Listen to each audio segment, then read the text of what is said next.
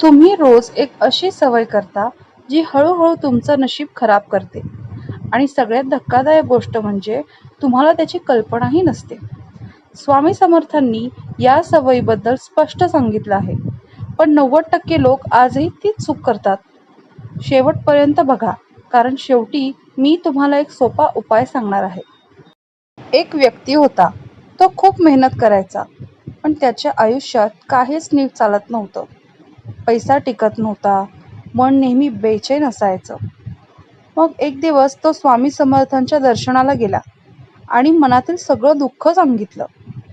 स्वामी, मी सगळं करतो, पण तरी माझं नशीब साथ देत नाही, असं का? स्वामी शांतपणे त्याच्याकडे पाहत होते. मग त्यांनी एकच प्रश्न विचारला, तू दिवसात किती वेळा तक्रार करतोस? तो माणूस थोडा गोंधळला, कारण त्याला वाटलं होतं की समस्या बाहेर आहे. पण स्वामींनी लक्ष वेधलं आतल्या सवयीवर. स्वामी समर्थ म्हणाले, तक्रार करणं हीच तुझी सर्वात मोठी सवय आहे. तू सतत म्हणतोस, माझं काहीच होत नाही, माझं नशीब खराब आहे, आणि हाच विचार तुझं आयुष्य तसंच बनवतो. हेच 99% लोक करत आहेत. ते परिस्थितीवर तक्रार करतात, लोकांवर दोष टाकतात आणि स्वतःवर विश्वास ठेवत नाहीत, आणि मग म्हणतात नशीब साथ देत नाही.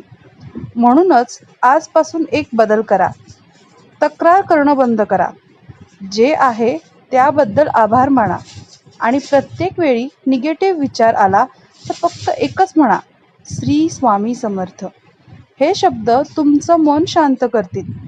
लक्षात ठेवा, तुमचं नशीब बाहेरून बदलत नाही, ते तुमच्या विचारांमधून बदलतं.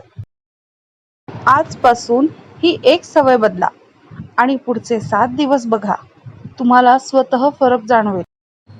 जर तुम्ही आजपासून तक्रार करणं बंद करणार असाल तर कमेंटमध्ये लिहा, श्री स्वामी समर्थ, आणि चॅनलला सबस्क्राईब करायला विसरू नका. श्री स्वामी समर्थ.